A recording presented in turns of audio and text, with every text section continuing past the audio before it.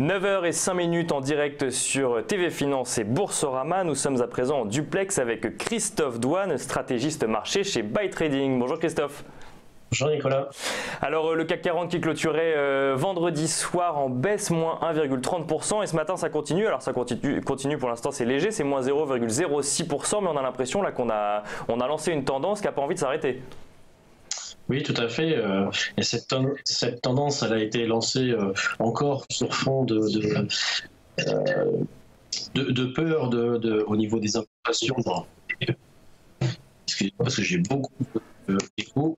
Pas de souci, on vous entend. Je fais un petit réglage, ça y est. Sur fond de tension commerciale, encore une fois, à nouveau, Trump ravive un petit peu ses craintes, avec en plus quelques petits mots pour le Canada, quelques petits mots pour l'OMC, quelques petits mots pour l'Europe.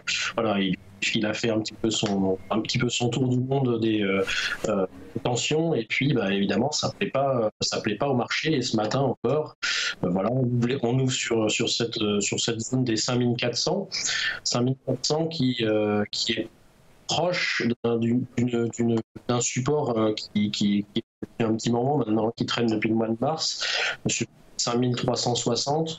On est là en ce moment à très court terme sur les 50% de retracement de tout ce qui s'est fait sur la deuxième quinzaine d'août. On a fait ça en 3 jours alors qu'on était monté comme ça sur 15 jours. Mais bon, les baisses sont toujours plus rapides, on le sait bien. Et puis aujourd'hui, on est sur fond de jour férié aux États-Unis, c'est le Labor Day, donc peu de volume attendu. Et puis j'ai envie de dire, comme toute première semaine, je pense qu'on va avoir un focus relativement important sur cette fin de semaine, vendredi, avec les NFP, avec en plus le PIB européen. Et alors, si on revient rapidement quand même sur ces tensions commerciales, les indices américains ils clôturaient tous, deux clôturaient en baisse, le Dow Jones et le S&P 500 clôturaient en baisse, le Nasdaq clôturait en très légère hausse, mais on était quand même proche de zéro. Comment expliquer que vendredi, nous on a eu moins 1,30%?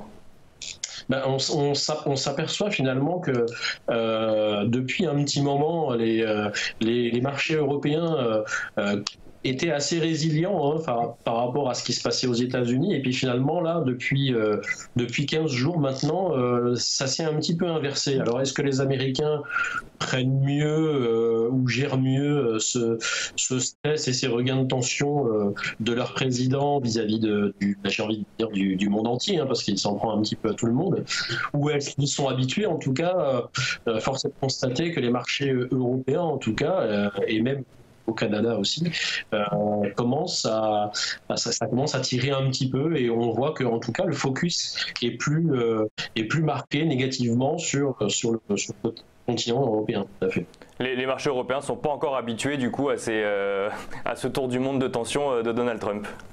Je sais pas. Est-ce que c'est ça ou pas? En tout cas, le focus, il est clair qu'il est vraiment sur ce niveau-là. Et puis, j'ai envie de dire, on sait toujours pas ce que ça va donner, parce que ça fait quand même, c'est pas de maintenant que Trump nous assène de nouvelles concernant les importations, et puis de menaces concernant l'OMC, et j'en passe, c'est des meilleurs. Mais force est de constater que ce début, en tout cas, de rentrée, le focus européen, en tout cas, pour l'instant, il est sur ça. Merci beaucoup Christophe Douane. Je rappelle que vous êtes stratégiste marché chez Buy Trading.